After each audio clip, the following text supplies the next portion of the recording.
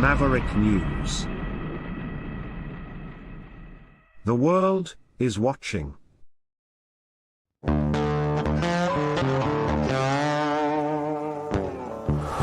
In a universe full of ideas, we draw lightness from the dark to a place where opposites attract.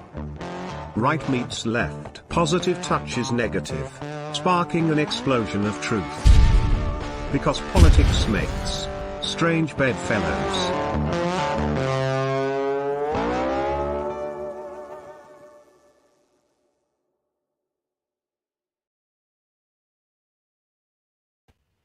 Good evening. Welcome to Strange Bedfellows, episode 34. I am Lori Spencer. Rick Walker will be here shortly. I think he's still on the air with Maverick News right now. But tonight we have an international panel joining us from 4 different countries, which is pretty cool. You got me here in the United States in Oklahoma, where we're having severe storms and tornadoes tonight. So you might get some tornado siren sound effects. Hopefully not any tornado sound effects. We got Rick Walker up in Canada who will be joining us. And we're also welcoming back all the way from South Africa our friend Naomi Allen. She's a history blogger and a self-described proud Zionist.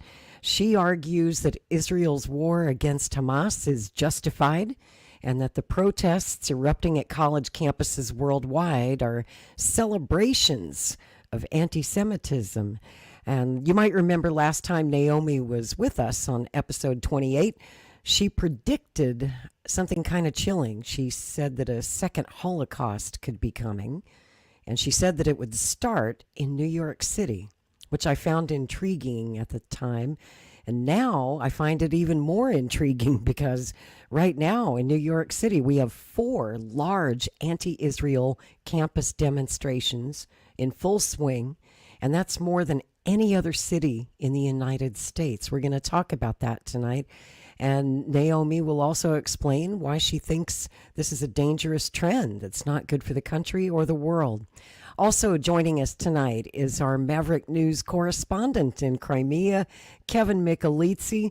We're going to talk about the other war in his neck of the woods and that $60 billion aid package passed by Congress and signed by President Biden this week, and how this influx of more money and more weapons affects the ongoing war in Ukraine.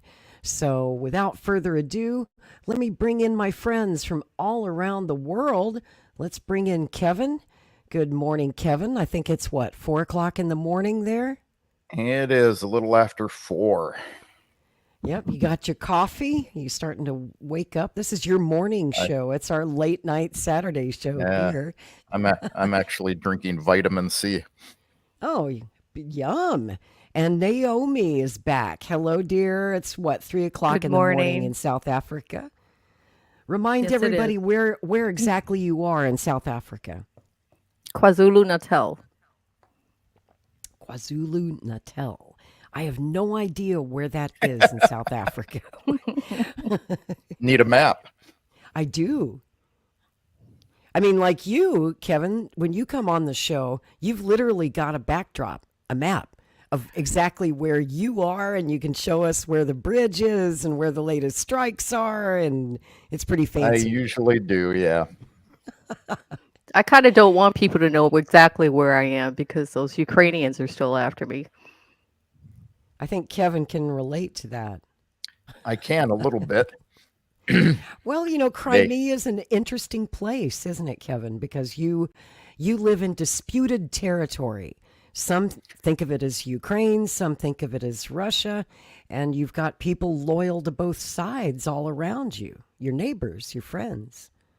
Yeah, and, it's fine when you can tell who's on what side, but often you cannot. So you may have somebody with Russian citizenship, Russian license plates on their cars, and they're still very much anti-Russia. And for me, it really, is it Russia? Is it Ukraine? Reality is the Russian government's in charge. I've been here when the Ukrainian government was in charge. So, Right. Yeah. You've you had know, it both ways over the last, 10 years that you've been over there? yeah. Mhm. And my wife actually had a student of English